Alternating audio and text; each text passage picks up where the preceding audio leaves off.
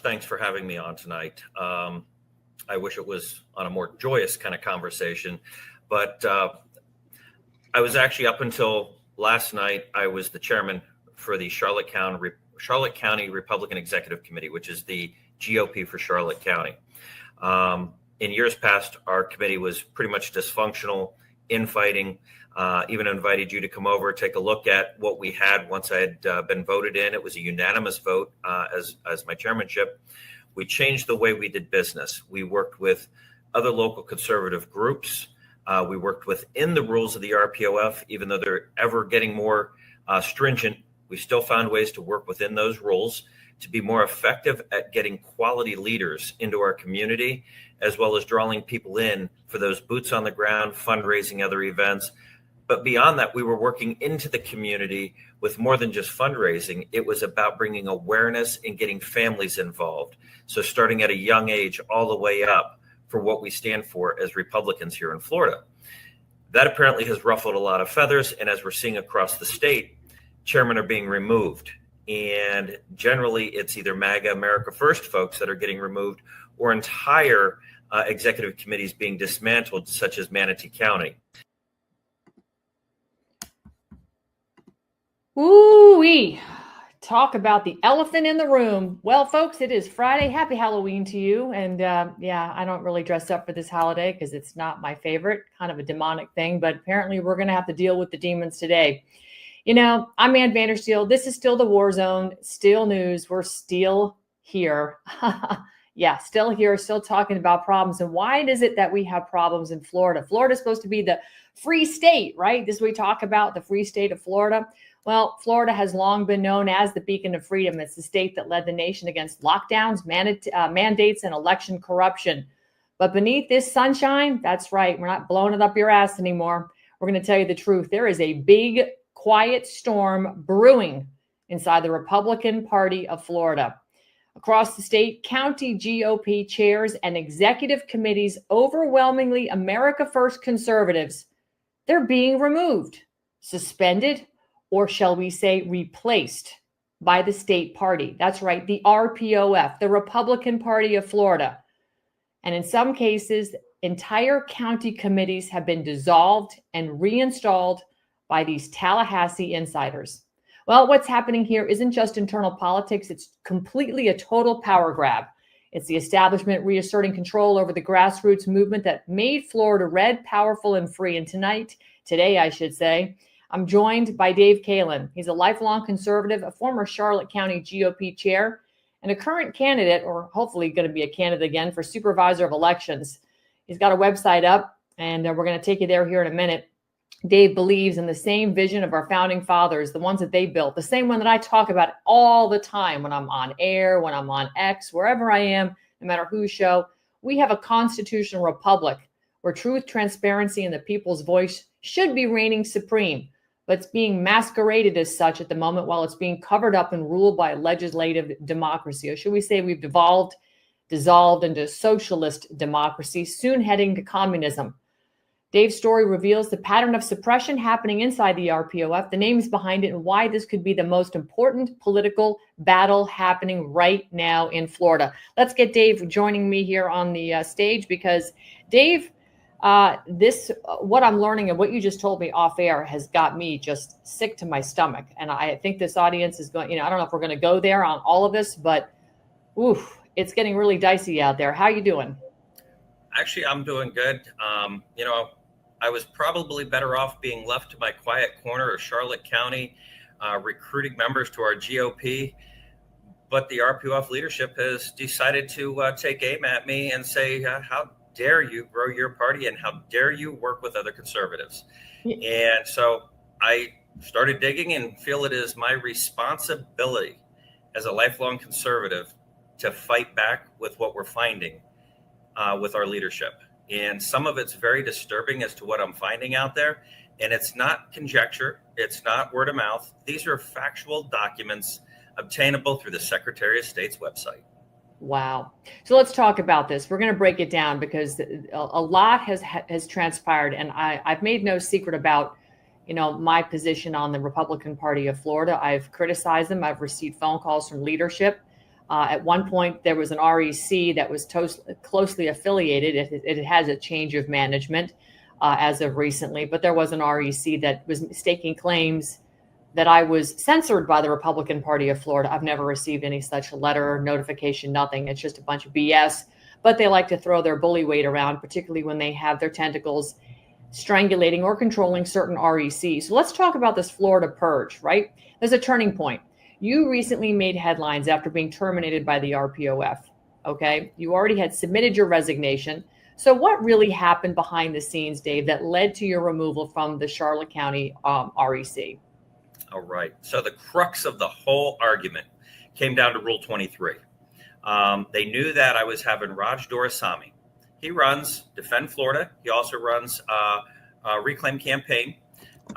Raj is and as you know, Raj, he's a lifelong conservative, a very spiritual Christian man. His path in life is of what our values are, and that is a true constitutional conservative. And I invited him to come speak at my REC. It was a great opportunity for some of his ideas, as well as to share some of our ideas that we were doing in Charlotte County. We're doing things completely different than what they used to do. And next thing you know, I get a letter or an email from the RPOF leadership indicating that if I had him or Planned Parenthood or any of these other organizations come speak, it would be a violation of Rule 23. Well, if you actually read Rule 23, it does not say that. It actually says that we cannot endorse them and we cannot financially support them. I gave a disclaimer at the beginning of the meeting that we were doing neither, that this was for informational purposes. Yet somehow the RPOF has turned an edict, which there is a process to create a rule, and it was an edict, not part of any rule, handed down, which I immediately fired back with an email, and I filed a grievance with that email stating that this did not fall under RPOF rules of procedure, or the county model constitution. And therefore, as chairman of my committee, it was who I had chose to speak under the rules of procedure, my choice. And I approved Raj, had him come speak. And subsequently, I went and spoke at his meeting, and actually was at his meeting recruiting people to our committees, as well as other RECs, talking about fundraising, micro fundraising, actually getting involved in your community. It's not just about putting money in a coffer. It's about bringing those boots on the ground as a party, being super conservative in your community and keeping it that way. And you need people to do that. I guess I rubbed them wrong by doing what we did, because they filed a grievance, then claimed I used our logo without my board's authority. Well, I had my board's full authority and support, as well as the clubs that we do. We actually do advertisements at our meetings for local businesses, our local clubs. That's how we also generate revenue.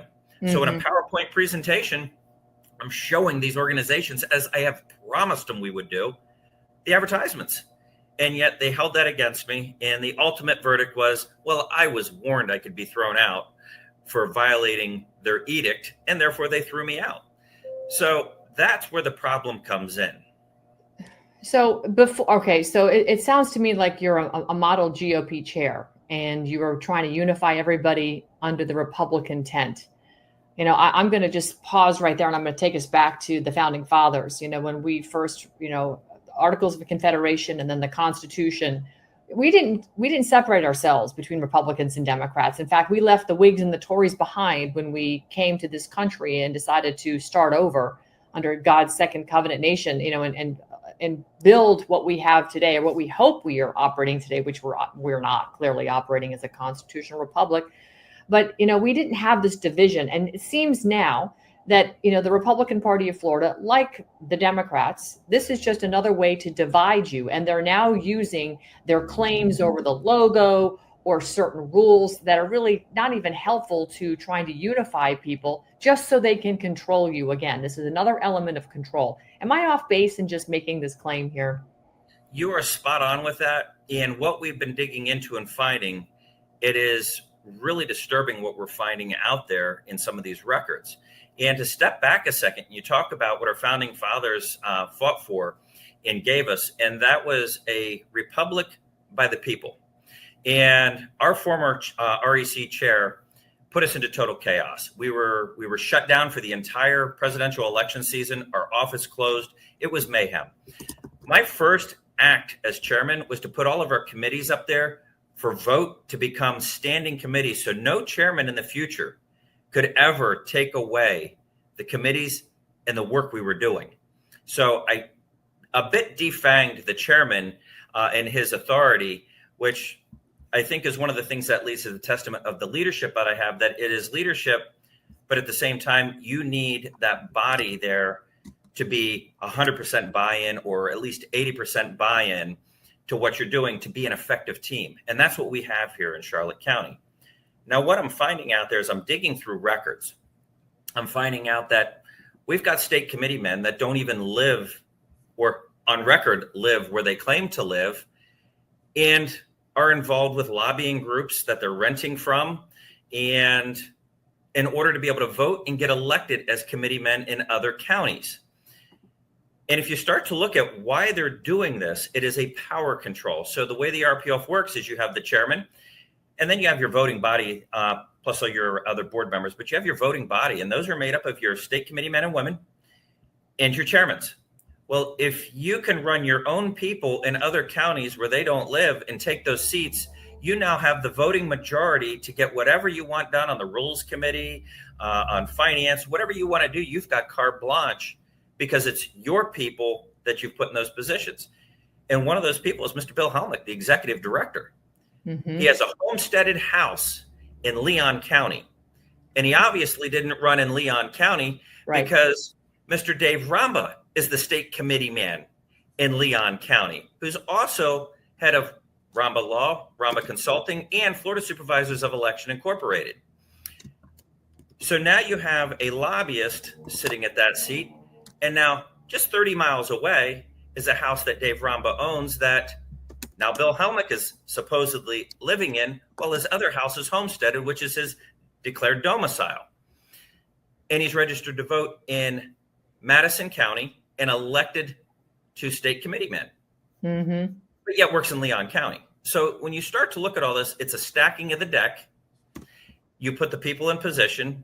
It's a violation of the rules. It's a violation of state law because either on the voting side, it's a third-degree felony, or on the smaller side over in Leon County for filing a false homestead, it's a misdemeanor. And he owes 10 years back taxes. So why do we have this rules for thee, not for me? But it goes further as I dig in and start finding our state committee man in Leon County, Mr. Dave Ramba, through his corporations are donating to Democrat campaigns right over in Palm Beach County, as well as other counties throughout the state during this last election cycle. That's a direct violation of RPOF rule. Why is he still sitting in his seat, and why does he still wield so much power?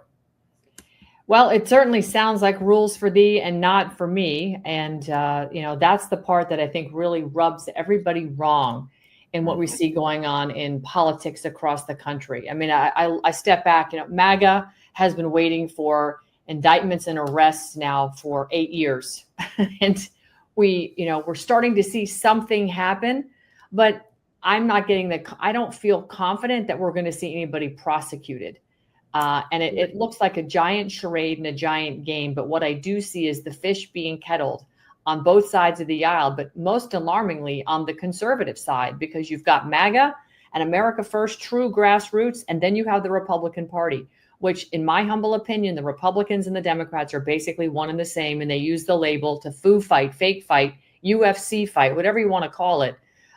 It's all kayfabe, so that we're constantly being distracted with a narrative, spitting nails over here, spitting nails over there, but yet nothing changes except for that we're seeing the voter integrity being eroded. We're seeing our elections getting stolen down ballot, which is why General Flynn has been harping now for 8 years. Local action has a national impact. But now the tentacles of the Republican Party are basically violating their own rules, and they're coming in and they're wiping out duly elected, I should say, Republican Executive Committee chairs and members of the REC, and they're literally stripping them out and bullying you out the door so that they can install their own puppets to make sure they continue to top-down manage what's happening for the grassroots.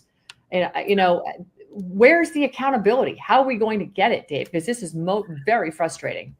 Well, and that's where we were at as a county. We said, you know what?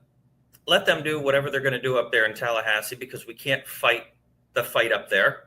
We realize that, but we're going to fight the fight here in Charlotte County. So we took to endorsing candidates in primaries, which the RPOF really hates when you endorse one Republican over another. And my argument with that is, what happens? And we see here in Charlotte County. Isn't that what they're doing when they replace executive committees? They're endorsing one Republican over another? Absolutely. And the issue with this is, when you go back and look at a voter, a candidate that comes up, and you see they've been a Democrat their whole life, and they move into an area, switch their party, and run for office. And, oh, I'm a conservative. Then they get into office, and everything they do is Democrat related. It is very socialist related. And it is not the conservative values that the Republican Party holds. But then they become so entrenched as the establishment that by not endorsing in a primary, you're giving the status quo the green light, which is why we decided to start endorsing in these primaries, so that our candidates that are true conservatives have the best possibility forward in that election. And in this most recent city election, which is happening this coming Tuesday here in the city of Punta Gorda, we ended up endorsing a candidate, one Republican over another. And we didn't just endorse, we explained why we endorsed, what set that candidate apart. That is why they're scared to death of Charlotte County's GOP. We've got to get more GOP leaders on board to say they're done with it at the local level, and take back the RPOF to the values that our Constitution spells out, that our party believes in, that Christian value, that morality that we have. We've got to hold that dear, or we're going to lose it. And we're losing it quickly. We're no longer the gold standard unless you like fool's gold. Yeah. Well, there's a lot of that being passed around, apparently under the RPF's own charter. This is what is so annoying, because people don't seem to understand that the state party, right? Does the RPOF have the authority to override and dissolve county level Republican committees based on their own party's charter? Based on everything I can read in the rules of procedure and the county model constitution, with some recent rule changes over the past 2 years under Mr. Powers' leadership, they have given them themselves that authority to do so. It used to be at the local level. If their chairman was not doing his job or her job, they could be removed at the local level. It is now, your local level cannot remove you as a chairman. And that was to protect these implanted chairmen, right, as well as give the party heads the authority to remove chairmen like myself, Brevard County, and others. When you look at it, it just reeks of a Democrat playbook.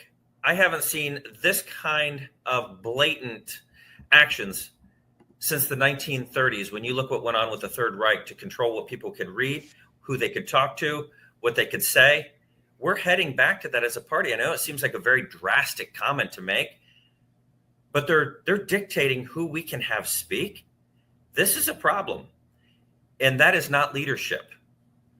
That's dictatorial. Exactly. So, I mean, this is probably somewhat of a redundant, maybe even a rhetorical question, but what do you believe is the actual real motive behind these actions? Is it consolidation of control, election manipulation, or just silencing MAGA voices?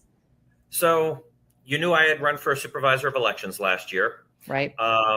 There were a number of anomalies, right down to my opponent, who was appointed, actually handling her own ballots in her race while counting, as well as being behind closed doors with machines without any supervision.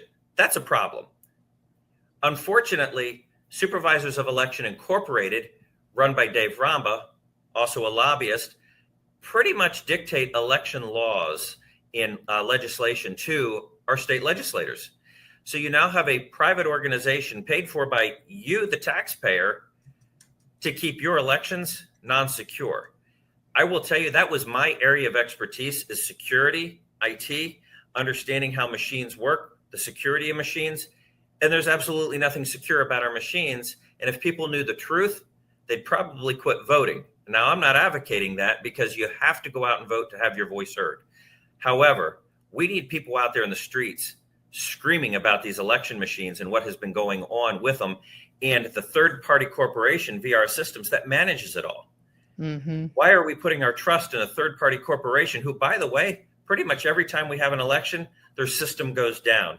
And in fact, in the 2024 primary, where they're videoing the numbers coming out, the system goes down, comes up about 15 minutes later, and the numbers were completely reversed. Explain how that happens. Yeah, I remember doing an interview with Chris Gleason, and we talked about the roll numbers, role reversal or the number reversal, and it was also Rocky Roachman as well, who ran over, I think it was 14 or 15, I can't remember the district over there, but those numbers changed, and this is again a massive problem. We watched it happen on live television in the 2020 election when the Biden-Trump numbers were flipping. So again, you would think this would be one of the things the Republican Party of Florida would go, you know what, we are canceling this contract with VR Systems. Why aren't we canceling the contract?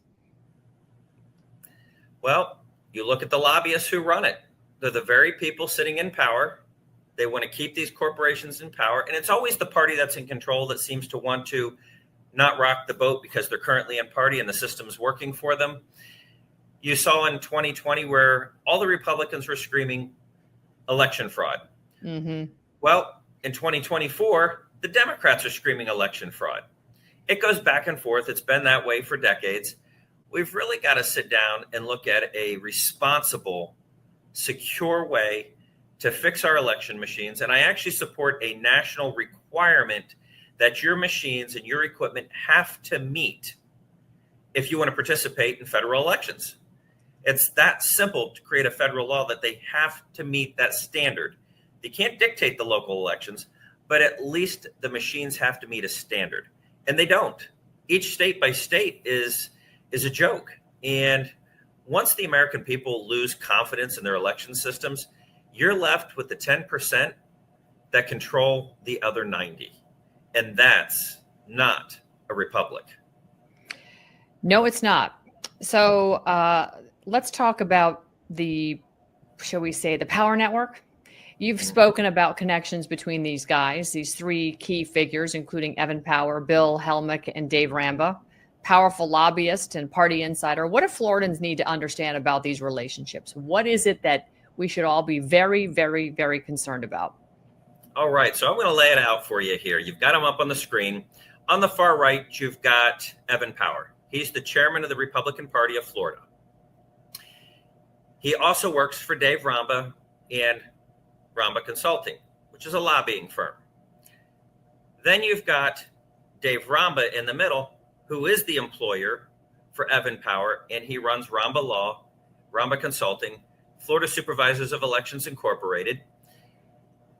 Like I said, he employs Evan Power, but he also rents a home to the gentleman on the left, which is Bill Helmick. Bill Helmick is the executive director of the Republican Party of Florida.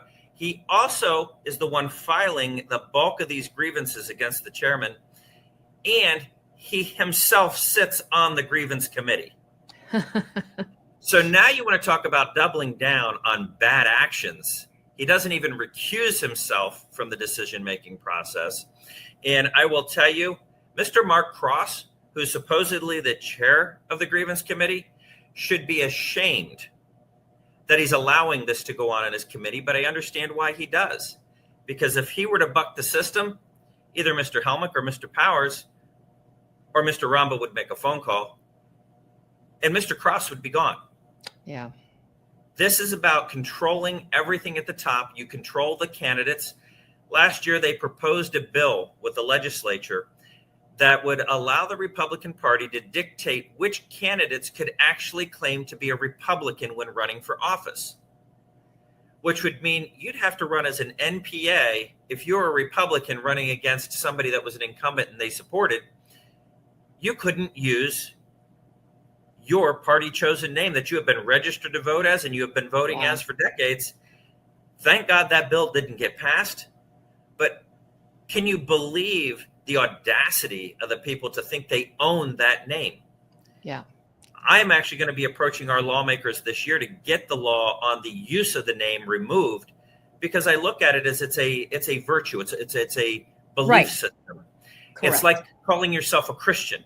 No church Yeah. tells another church you can't use the word Christian church That's right. because it's a value system that's placed in there. That's what Republican means to me. It's a value system based on Constitution and constitutional values and rule of law. These guys want to turn it into something else, and it's a Well, shame.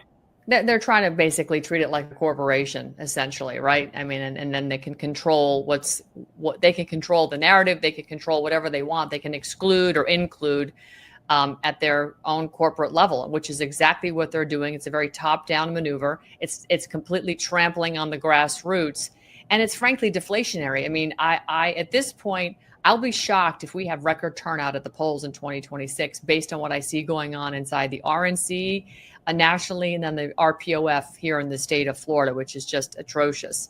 You've actually uncovered, right, that Ramba and his companies have donated to Democrat candidates who went on to win against Republicans.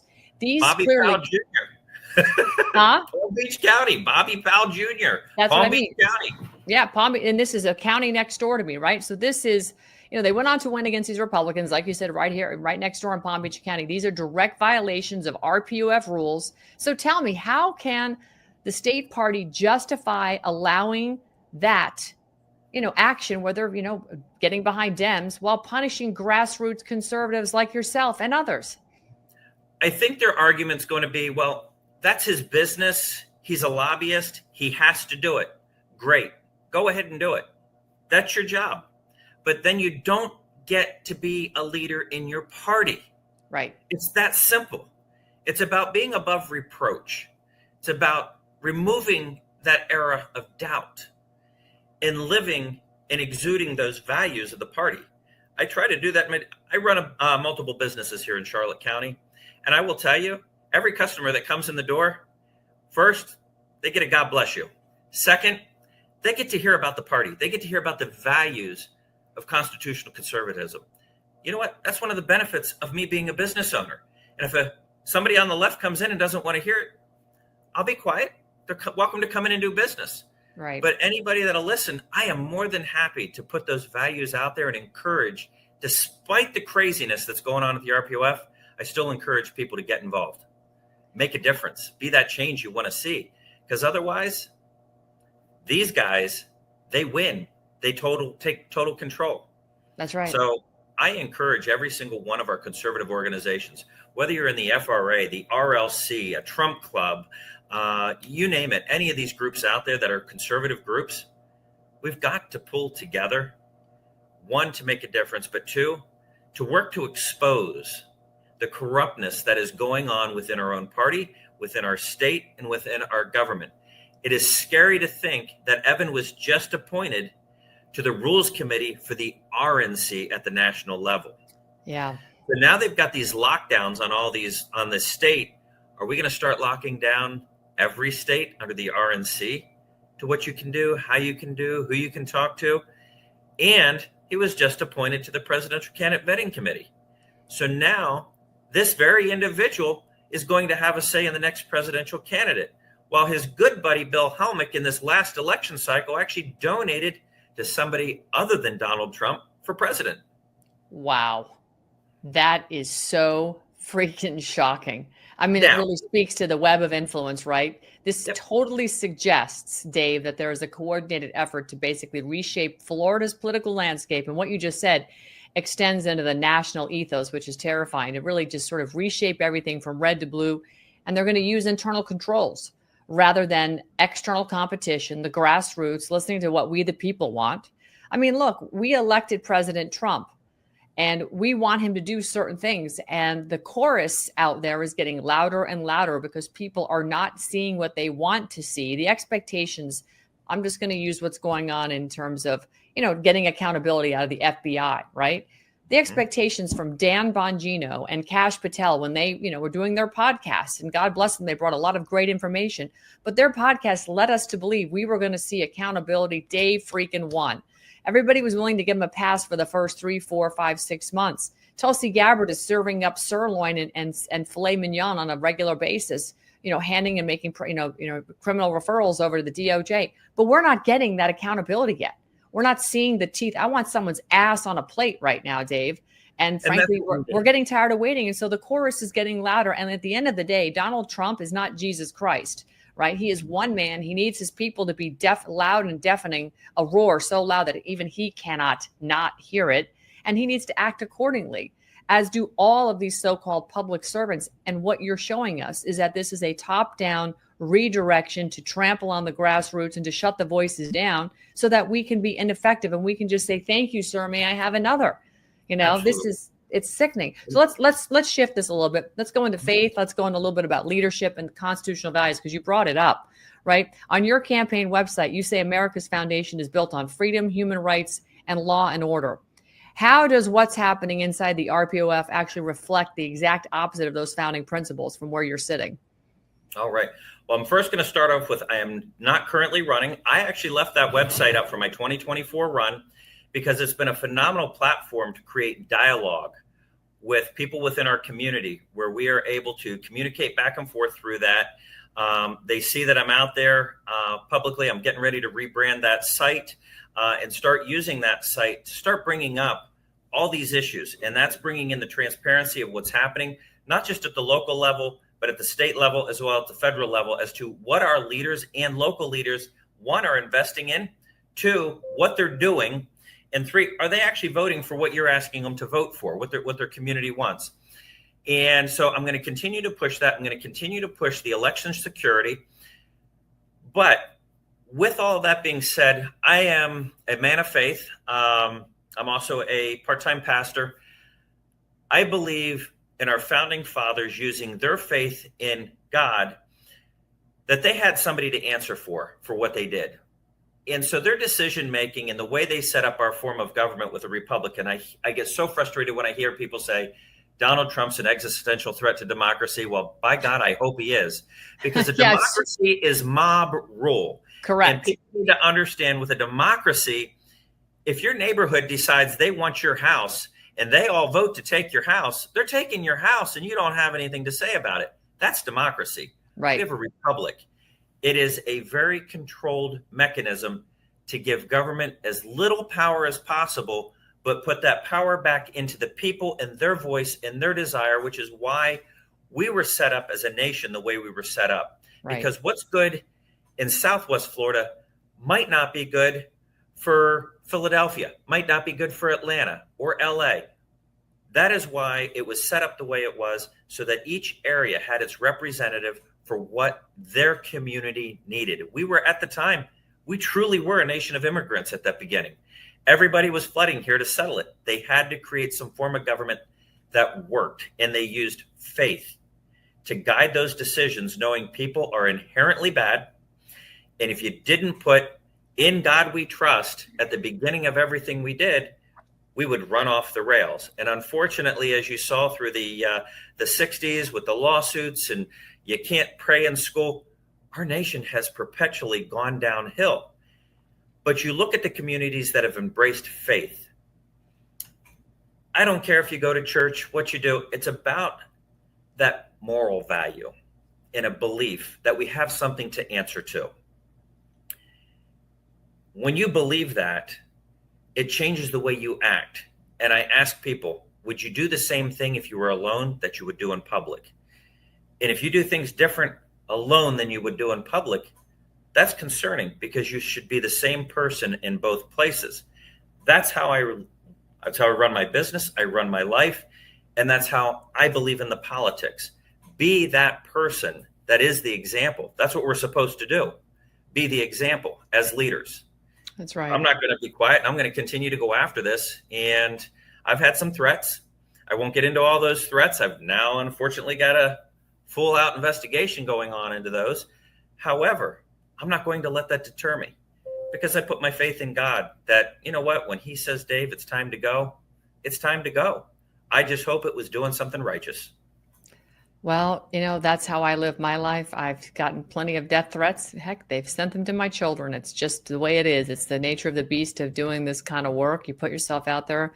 Charlie Kirk, God rest his soul, left nothing on he left everything on the field. He didn't walk away from a fight, from a good argument, from a great discussion. He was all in, and that's where we have to be. to be all in. I love the fact that you clearly articulate the difference between democracy and a constitutional republic, and that you stand for the need for transparent elections and citizen oversight. So, I don't like to leave my audience feeling hopeless and helpless, because I think we are the answer, and we have to recognize who the enemy is. And the elephant is in the room. It's called the rhinos. They're Republican in name only, and they are literally rewriting the rules of engagement to make it a very top down and trample on the grassroots. So how can counties protect their election integrity if the state party itself, right, the Republican Party of Florida, is actually silencing those who demand total transparency, like the grassroots? How do we organize and overcome this? I encourage everybody to get involved, whether you sit in the Democrat Party, an NPA, or the Republican Party.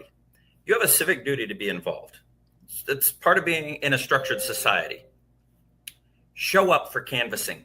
Watch what they do with their opening ballots. Participate in that system. Go to your LNAs. That is logistics and accuracy testing for our machines. Show up. Be present. I couldn't tell you, we normally have 1 to 2 people show up at ours in a county of 200,000 people. That's sad when you have that few people show up. We need people to show up to these events. We need oversight. We need to watch. And as you put, how do we solve this? What's the solution? I saw a bumper sticker the other day on a friend's car. I'm not quite sure where she got it. I'm going to have to ask her because I like it. And it says, "We the people are the solution." Right. And that is so true. It is up to us to get involved, engage, even if it's at the local level. I couldn't tell you how many times I go into a commissioner's meeting and there's nobody there, yet there's a hot topic on the table. We've got a local commission race next year, 2 seats up. We've got one commissioner that has actually seen the light, fought against tax increases this year, and yet the other 4 on the board have been trying to crucify the man, coming after him some crazy stuff. I encourage people, go out and read the report. It is not what it's being made out to be. And I'm not an establishment guy, but here's a guy trying to do the right thing because he's had his eyes opened. And now the rest it's like wolves going after him. And when you start to look at the power plays locally, it's who knows who at the top to get into office. So get involved. I encourage people, run for office. If you've never thought about it, if you're an accountant, you'd be phenomenal at some of these jobs. Looking at the numbers, community leaders, get involved, run for office. I agree. And, I think the biggest hurdle is, these machines that we have voting in the tabulators that, seem to, change numbers on the fly or whatever the program is. And of course, stuff still connected to the internet's not very helpful. So for the Floridians watching today, the local that say, what can local Republican members and county RECs do to defend themselves against this unlawful interference from the state party? Because again, they're just changing the rules at the top and they're shoving it down. I mean, I just wonder, is it possible for the RECs to sort of defect from the state of the party sort of a thing and say, you know what, we don't want to be a part of this RPO. We're going to create our own. FRA did, and they took a lot of heat. Their Florida Republican Assembly took a lot of heat for using the logo. And all these other organizations, like you said, Raj Doraisami's Defend Florida. The RPOF didn't want anything to do with these grassroots organizations that were espousing real conservative values. Instead, they're acting more like Democrat authoritarians and, trying to exclude these people. So, I think it's coming down to where we have to just sort of say, you know what, we're not going to listen to you and we're going to do our own thing. Is that what you're, essentially what it's coming down to? Because how do you organize under an authoritarian umbrella in name only of the RPOF? With that, I would encourage people to join an organization that they feel led to join. But are there constitutional or procedural tools at the county or state level that can protect that local autonomy within the RECs, within the Republican executive committees? Unfortunately, when you look at the legal side of things, the Republican Party of Florida is a private organization, which is the part that baffles me, how they have the name Republican tied up for nobody to use. I was waiting for you to get there, Dave. I'm like, come on, you're going to say it. You're going to say it. So while they want to be their own organization and break the rules and do whatever they want without any oversight, by God, go ahead and do it. But you don't get to dictate the name then.